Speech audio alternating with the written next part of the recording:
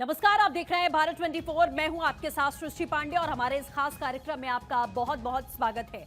तो होली का त्यौहार सिर्फ रंगों का उत्सव नहीं बल्कि एक बहुत बड़ी खगोलीय घटना का गवाह बनने जा रहा है। अगर आप सोच रहे हैं कि 3 मार्च को रंगों वाली होली खेलेंगे तो थोड़ा रुकिए, क्योंकि इस बार तारीखों का एक बड़ा उलटफेर हुआ है। होलिका दहन तो 2 मार्च की रात को ही होगा, लेकिन अगले दिन यानी कि 3 मार्च को रंगों वाली होली आप नहीं खेल पाएंगे।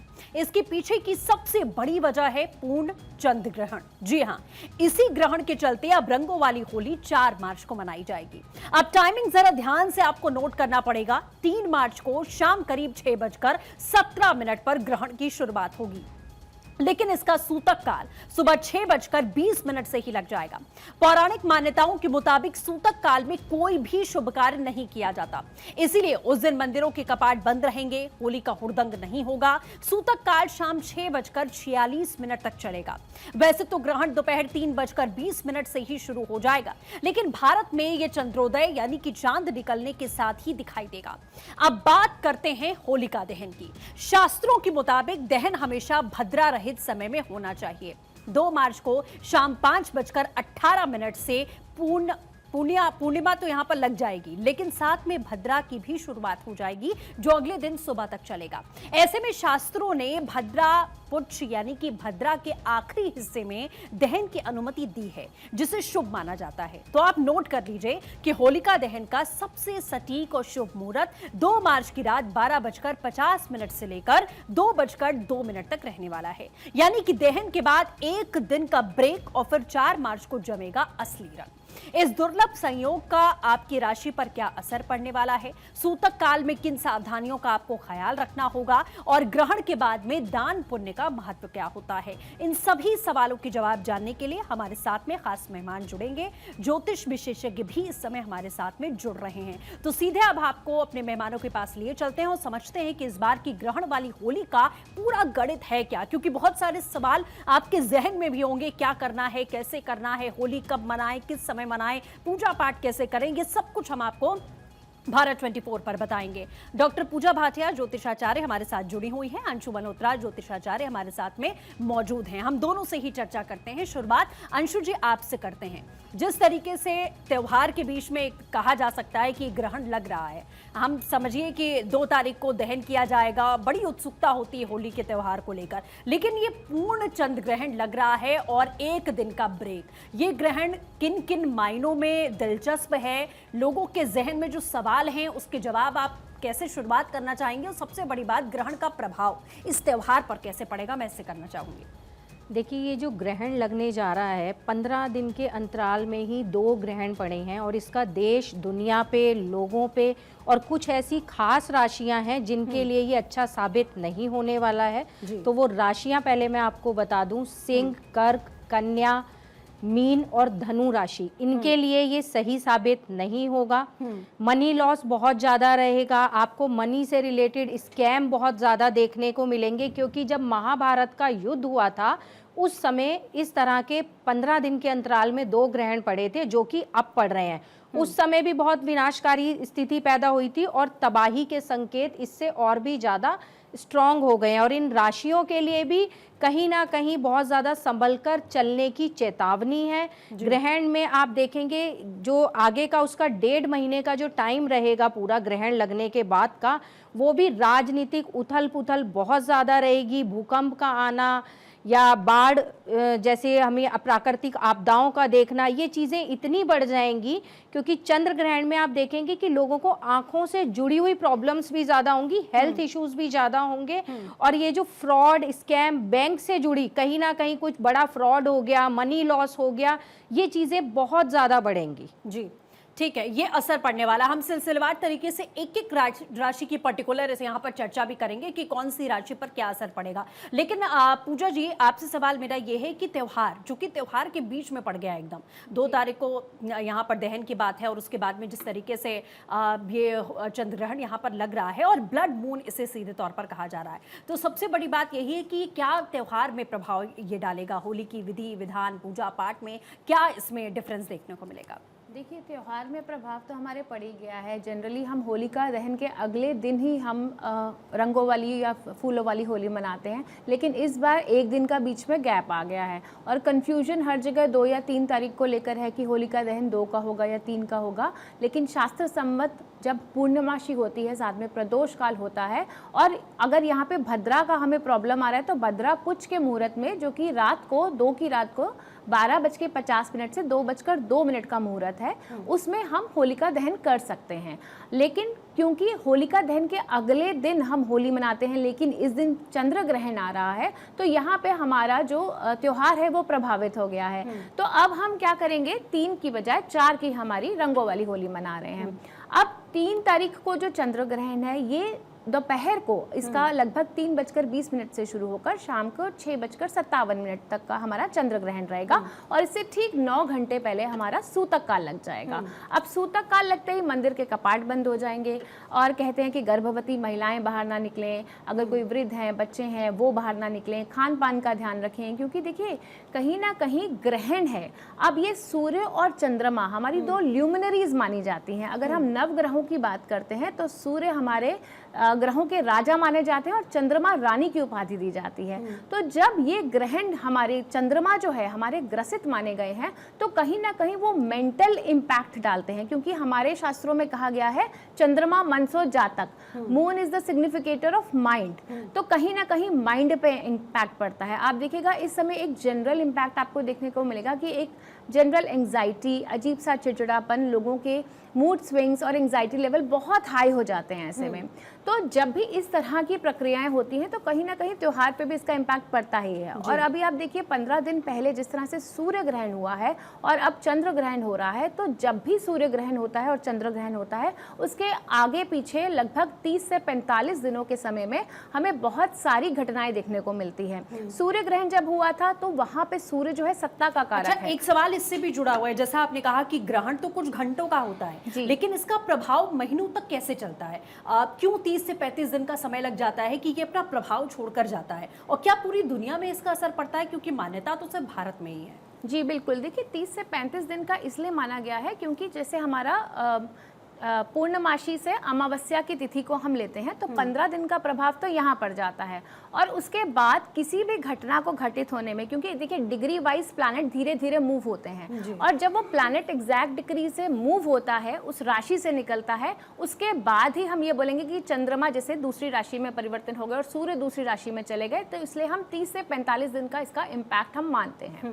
ठीक है। और इसके अलावा आप देखिए कि देश और दुनिया की यदि मैं बात करती हूँ तो सूर्य सत्ता का कारक है, तो कहीं ना कहीं सत्ता पलट के योग बनते हैं। अब आप देखिए सूर्य ग्रहण में हमने बोला था कि जिस तरीके से कि कोई ना कोई ऐसा डिसीजन बाय गवर्नमेंट या कोई ऐसा पॉलिटिकल लीडर ऐसा डिसीजन लेगा जिससे वॉर लाइक सिचुएशंस होंगी। अब आप देख रहे हैं जिस तरह से आपने दुबई का हाल देखा है, जो हालात चल रहे हैं।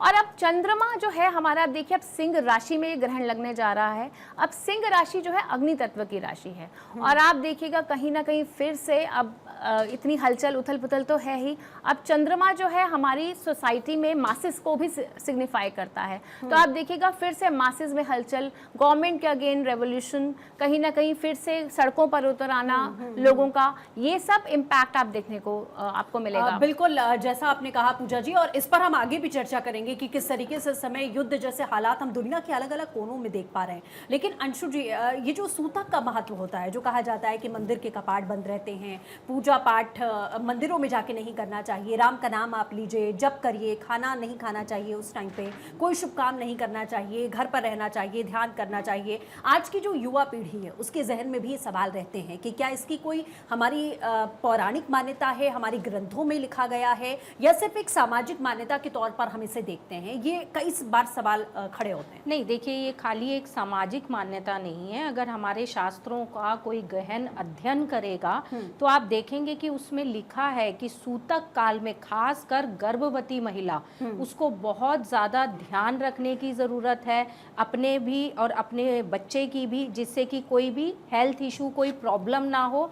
और उस समय गर्भवती महिला को एक सलाह भी दी जाती है, सजेशन दिया जाता है कि गेरू लेकर थोड़ा सा वो अपने हाथ में बैठे या फिर नारियल पानी वाला लेकर वो अपने हाथ में बैठे, जिससे कि अगर कोई ग्रहण का प्रभाव भी पड़ना है तो वो उस पर पड़े। खाने के लिए इसलिए मना करा जाता है कि उस समय कोई भी चीज जो खाने से रिलेटेड है वो शुद्ध नहीं रह जाती है। तभी तो हम लोग घरों में भी, मंदिर में भी, सभी भोजनों में तुलसी दल डाला जाता है। कपाट इसलिए बंद करे जाते हैं जिससे कि आप उस समय एकाग्र होकर ईश्वर का ध्यान कर सके। अब जैसे कि चंद्र ग्रहण है तो चंद्र ग्रहण में ओम सोम सोमाय नमः इस मंत्र का जाप करा जाए।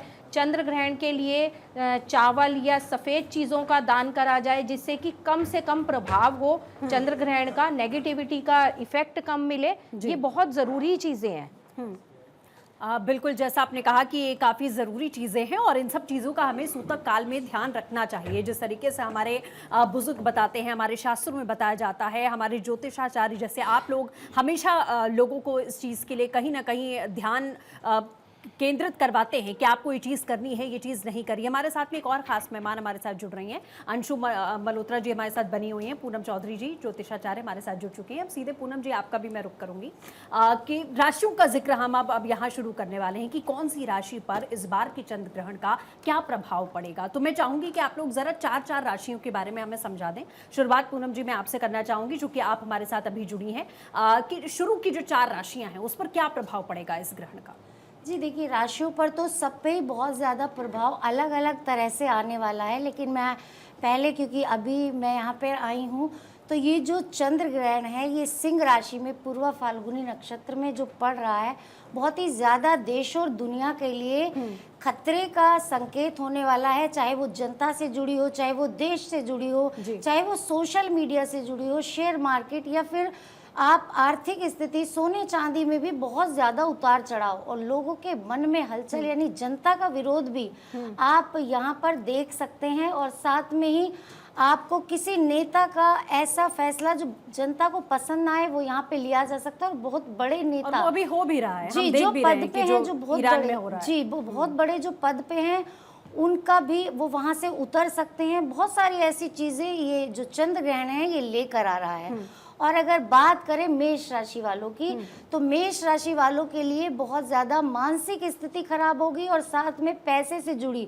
कोई प्रॉब्लम उनको होगी। हड्डियों से रिलेटेड वो अपना ध्यान रखें, पेट से रिलेटेड उनको ध्यान रखने की ज़रूरत है। और कोई यात्रा अगर वो कर रहे हैं इस टाइम तो वो करने से बचें, उनको चोट लगने की संभावना होगी।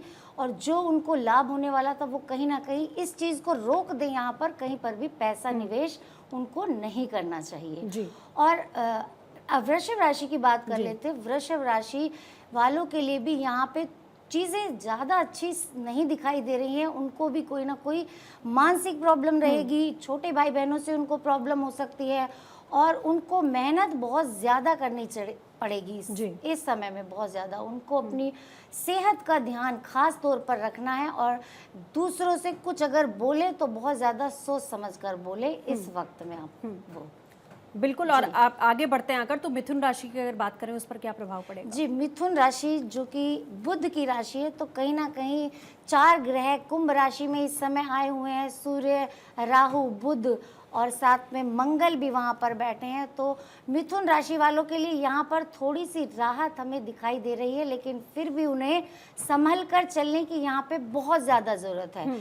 किसी से अगर बोले तो सोचकर, तोल मोल कर यहाँ पर उन्हें बोलने की ज़रूरत है, अन्यथा वो भी विवाद में पड़ जाएंगे। लेकिन पैसा वो कहीं पर लगा सकते हैं। इस समय में थोड़ी सी चीज़ें उनके लिए बेनिफिशियल दिखाई दे रही हैं।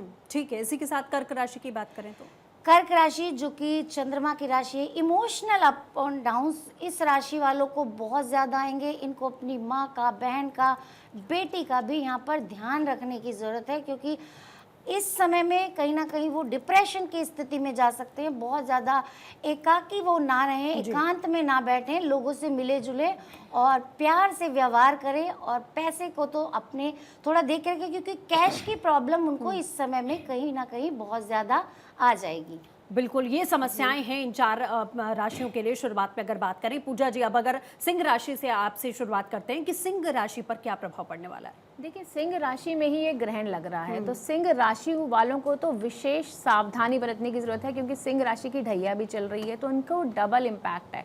तो सबसे पहले तो सिंह राशि वालों को अपनी हेल्थ का सबसे ज़्यादा ध्यान रखना है। कहीं ना कहीं हेल्थ इश्यूज, हड्डियों की प्रॉब्लम, आइज से रिलेटेड प्रॉब्लम, इन लोगों को अपनी हेल्थ का मेजर खास ध्यान रखना है। और कहीं भी कोई भी रिस्की इन्वेस्टमेंट आपको अगले 30 से 45 दिन तक तो बिल्कुल भी नहीं करना है।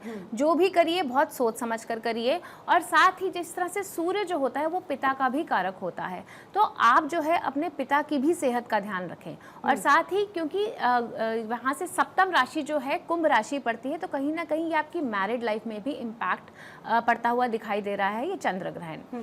अब अगर हम इसमें उपाय की बात करते हैं तो सूर्य के मंत्रों का आप उच्चारण कर सकते हैं, क्योंकि चंद्र ग्रहण भी है तो चंद्रमा के मंत्र ओम सोम सोमाय नमः, और सूर्य जो सिंह राशि वाले हैं वो आदित्य हृदय स्तोत्रम का पाठ कर सकते हैं। कन्या राशि की तरफ बढ़े तो? कन्या राशि की बात करूं तो कन्या राशि से 12वें भाव में ये ग्रहण लग रहा है, तो बहुत ज़्यादा अनएक्सपेक्टेड एक्सपेंसेस आपके राइज होते हुए दिख रहे हैं कन्या राशि वालों को। अगर आप कहीं फॉरेन ट्रैवल कर रहे हैं, आप कहीं भी ट्रैवल कर रहे हैं किसी भी काम से, तो आपको बहुत सावधानी से ट्रैवल करने की ज़रूरत है, क्योंकि यहाँ पे ट्रैवल रिलेटेड इश्यूज आपके आ सकते हैं। साथ ही अगर आपको हल्का सा भी हेल्थ में प्रॉब्लम दिखती है तो आपको ज़रूर जाके अपना कंप्लीट चेकअप करवाना चाहिए, और किसी भी रिस्की इन्वेस्टमेंट में आपको अभी नेक्स्ट 45 दिन तक पैसा नहीं लगाना है। कन्या राशि वाले ग्रहण के बाद हरे मूंग की दाल का आप जो है दान कर सकते हैं। तुला राशि? तुला राशि के लिए देखिए, ये जो ग्रहण है 11वें भाव में लग रहा है, तो तुला राशि के लिए कहीं ना कहीं ये ग्रहण पॉजिटिव है। तो यहाँ पे लाभ के और नई इनकम के सोर्सेस खुलते हुए नजर आ रहे हैं। हाँ, लेकिन यहाँ पे सीनियर्स के साथ थोड़ी अनबन हो सकती है। जो लोग जॉब में हैं उन्हें अपने इस चीज़ का ध्यान रखना है कि सीनियर से बिल्कुल भी ना उलझे। तो तुला राशि वालों के लिए ओवरऑल ये ग्रहण पॉजिटिव चीज़ें लेकर आएगा, लेकिन अपने बिहेवियर में थोड़ा सा आपको शालीनता लाने की जरूरत है तुला राशि वालों को। और तुला राशि वाले जो है ग्रहण के बाद फल फ्रूट का दान अवश्य करें। वृश्चिक की अगर बात करें तो? देखिए, वृश्चिक राशि के 10वें भाव में ग्रहण लग रहा है, तो कहीं ना कहीं आपको नए सोर्सेज ऑफ इनकम भी खुलेंगे, लेकिन कुछ समय तक काम आपके थोड़े से अटक कर ही पूरे होंगे। यहाँ पे जो वृश्चिक राशि वाले हैं उन्हें अपने पिता की सेहत का भी ध्यान रखना है, और साथ ही कोई ऐसा काम जिसमें उनकी इमेज पे इम्पैक्ट आए, ऐसा कोई भी रिस्की काम वृश्चिक राशि वालों को नहीं करना है। वृश्चिक राशि वाले जितने भी हैं, ग्रहण के बाद आप जो है लाल मसूर की दाल आप दान कर सकते हैं, या फिर मंदिर में जाकर आप हनुमान मंदिर में जाकर दिया अवश्य जलाएं, और ग्रहण के दौरान जो है हनुमान चालीसा का पाठ अवश्य करें। जी, चलिए बढ़ते हैं अंशु जी की तरफ। अंशु जी, अगर धनु राशि की बात करें तो उस पर क्या प्रभाव पड़ने वाला है? धनु राशि के लिए मैं पहले ही बता चुकी हूँ, धनु राशि के लिए ये ग्रहण अच्छा नहीं है। मनी लॉस हो सकता है। अगर कहीं इन्वेस्टमेंट करने का सोच रहे हैं तो वो अभी रुक जाएं, बिल्कुल भी ना करें। हेल्थ का बहुत ज़्यादा ध्यान रखने की ज़रूरत है। गले से रिलेटेड उन्हें प्रॉब्लम कोई ना कोई हो सकती है। मूड स्विंग्स और एंजाइटी तो रहेंगे ही रहेंगे। और माँ का अपनी बहुत ज़्यादा धनु राशि के जातक ध्यान रखें, क्योंकि माँ से रिलेटेड भी कोई उन्हें प्रॉब्लम ज़रूर होगी, जहाँ उनका खर्चा होगा, पैसा उन्हें खर्च करना पड़ेगा। तो ये अपना ग्रहण के बाद वाइट कलर की कोई भी चीज़, कोई भी मिठाई, कोई भी वस्तु ऐसी, चाहे वो दूध हो, चावल हो, इसका दान ज़रूर करें। और शिवलिंग पर भी ग्रहण खत्म होने के बाद ये दूध ज़रूर चढ़ाएं। ठीक है। अब मकर राशि की बात की जाए तो? मकर राशि की अगर हम बात करते हैं तो मकर राशि के लिए ये ग्रहण ठीक है, बहुत अच्छा नहीं है, लेकिन बहुत बुरे इम्पैक्ट भी नहीं देने वाला है। हेल्थ इशू इनका थोड़ा सा रहेगा, लेकिन ये अगर मनी कहीं इन्वेस्ट करना चाहते हैं तो बेशक कर सकते हैं। और इनका अगर कोई पुराना पैसा कहीं रुका हुआ था तो वो भी मिलने के चांसेस इनको दिखाई देंगे। इनकी चीज़ें थोड़ी सी बनेंगी, लेकिन टाइम लेंगी बनने में, समय लेंगी। कुंभ और मीन की अगर बात करते हैं तो यही दो राशियां बची। देखिए, कुंभ की अगर हम बात करते हैं, कुंभ राशि वालों को इस समय डिप्रेशन की दिक्कत ज़्यादा फील होगी। एंजाइटी से भी आगे बढ़ेंगे, क्योंकि गुस्सा उनका बहुत ज़्यादा रहने वाला है। तो इसलिए अपने गुस्से को कंट्रोल रखें। खासकर वो लोग जो जॉब करते हैं ऑफिस में, उनकी स्थितियां इस गुस्से की वजह से ही बिगड़ेंगी। तो थोड़ा सा अगर अपनी वाणी पर कंट्रोल रख के चलेंगे, संयम रख के कुछ दिन तक चलेंगे, तो अपनी जॉब में अच्छा कर पाएंगे। जी, बिल्कुल। तो ये राशियों का सार आपने देखा कि सभी 12 राशियों पर इस ग्रहण का क्या असर पड़ेगा। आगे भी हम चर्चा करेंगे कि त्योहार के नियमों में क्या कोई बदलाव है, देश और दुनिया में क्या स्थिति है, क्योंकि युद्ध जैसे हालात चारों तरफ इस समय दिख रहे हैं, उस पर क्या प्रभाव पड़ेगा, सोने चांदी पर, आपके रिश्तों पर क्या प्रभाव पड़ेगा। लेकिन फिलहाल हम यहाँ रुक रहे हैं, एक छोटे से ब्रेक के लिए। बने रहिए हमारे साथ।